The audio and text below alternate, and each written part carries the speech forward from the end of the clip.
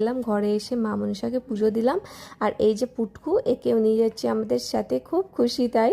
আর এই যে গাড়িতে পিছে একা একা বসে আছে, পিছনে মাকে বললাম ওকে ধরবে, ও বারবার পড়ে যাচ্ছে কিন্তু আমার সাথে সামনে বসবে না।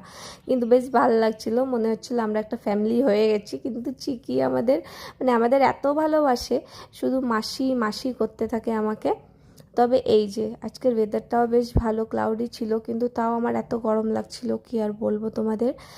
আর গিয়ে সব থেকে আগে আমরা যাব পিয়ালা কালীবাড়ি। পিয়ালা কালীবাড়িতে পুজো দিয়ে ওইখান থেকে বেরোবো ভেবেছিলাম।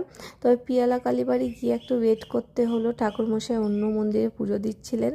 এই যে চলে এসেছি আমরা। আর অনেক দিন পর এই মন্দিরটা আসা হয়েছে। এর আগে এসেছিলাম যখন আমাদের ঘরে কারো বিয়ে হয়েছিল, তখনই এসেছিলাম।